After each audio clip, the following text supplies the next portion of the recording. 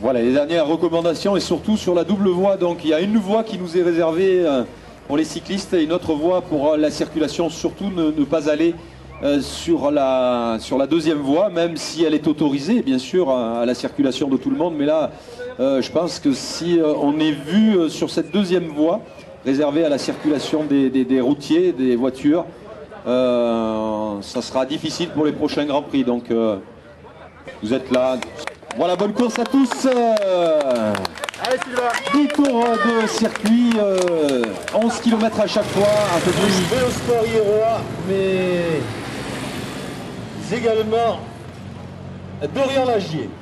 Dorian Lagier et le dossard numéro 2, Steven Garcin du Vélosport Iérois. Tente la sortie du peloton. Le peloton maintenant se présente assez groupé.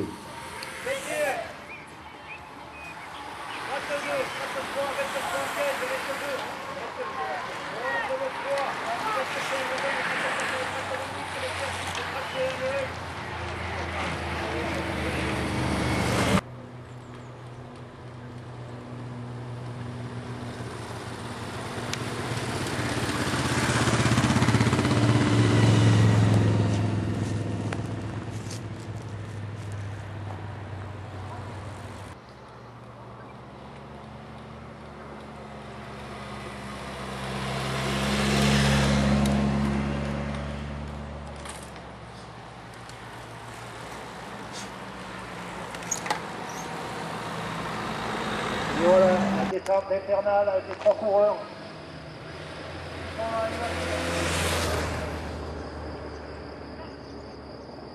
Carto.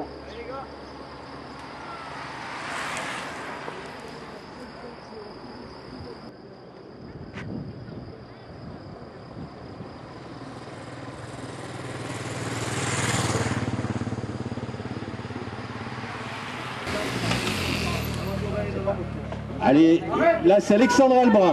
Voilà, il peut s'arrêter, ouais, il peut s'arrêter, c'est le premier junior, Nicolas Albrun, me semble-t-il.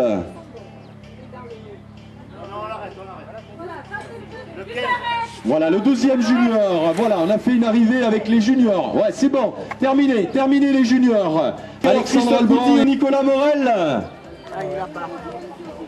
Ouais, Martigues qui va s'imposer donc avec la victoire du dossard numéro 22, Nicolas Morel devant Christophe Gouty, troisième position pour Kevin Pigaglio. Nouvelle victoire, ça s'est construit comment par étapes? Disons que c'est parti assez vite tout de suite et j'ai vu que j'étais assez bien, donc on a essayé de faire le forcing une fois ou deux.